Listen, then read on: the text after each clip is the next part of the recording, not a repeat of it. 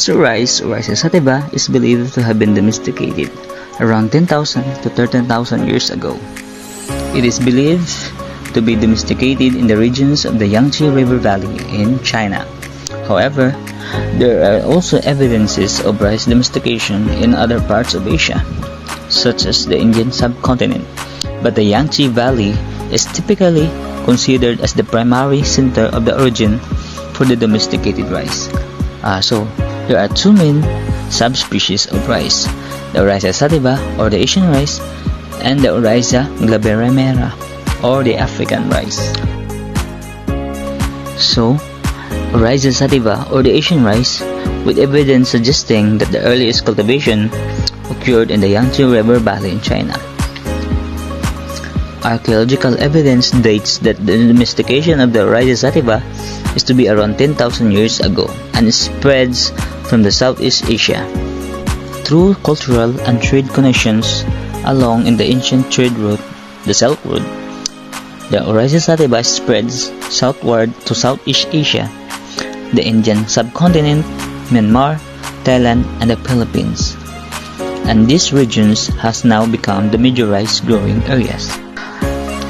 Oryza glaberrima or the African rice, its origin is from the West Africa, particularly in the Niger River Delta, and it is considered to be one of its wild relatives. It has distinctive feature of having glabrous or hairless leaves and smooth, shiny grains, which differentiates it from other wild rice species. It thrives in wetland environments and is abundant in Nigeria, Cameroon, and the Congo.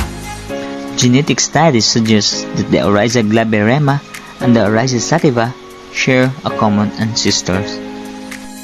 Rice cultivation. So rice cultivation has two types, the wet rice cultivation and the dryland cultivation.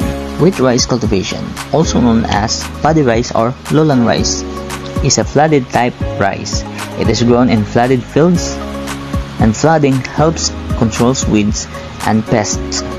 However, it is highly dependent on a steady water supply. So water supply scarcity and poor water management can lead to a negative impact on the yield.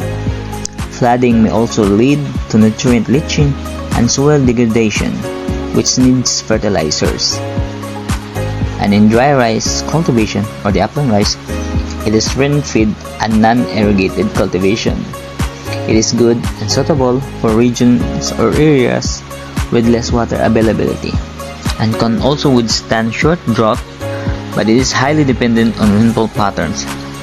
It is grown in regions with seasonal rainfall such as Southeast Asia, Africa, and Latin America. So it's a disadvantage. It has lower yields than the lowland rice and is dependent on rainfall and it is more exposed to weeds and pests. Breeds and varieties and cultivars of rice.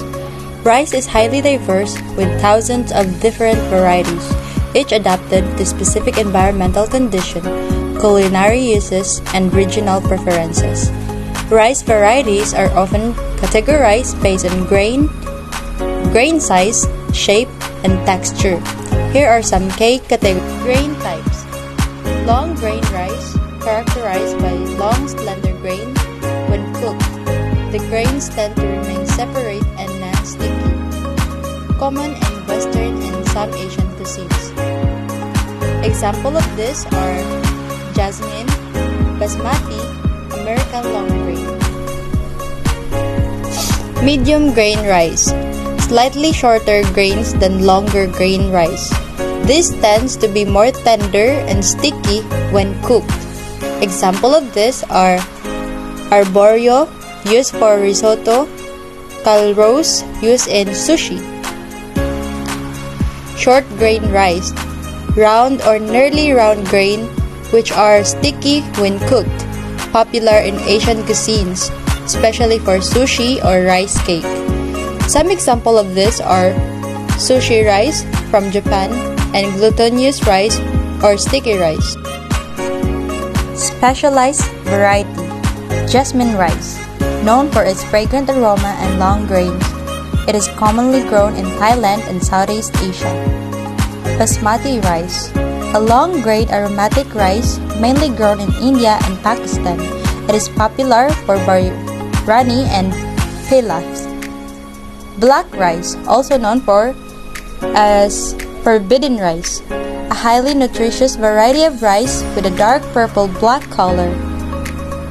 It is mostly grown in China and Southeast Asia. Red rice, a whole grain rice with a reddish to brown color. It is known for its nutty flavor and healthy benefits. It is often grown in areas like Bhutan and Thailand.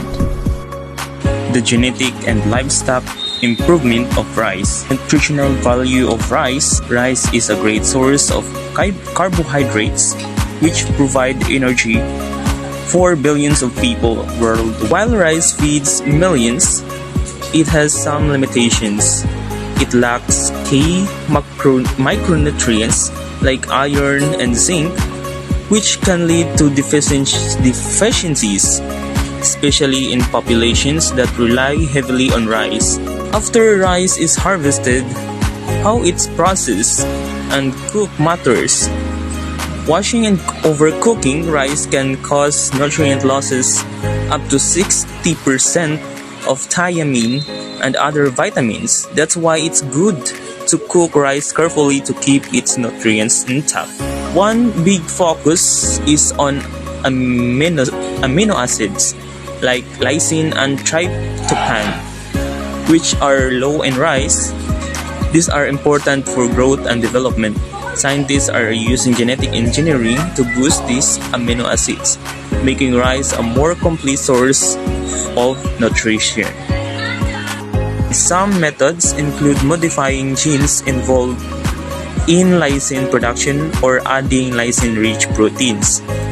This has already led to rice varieties with significantly higher lysine levels.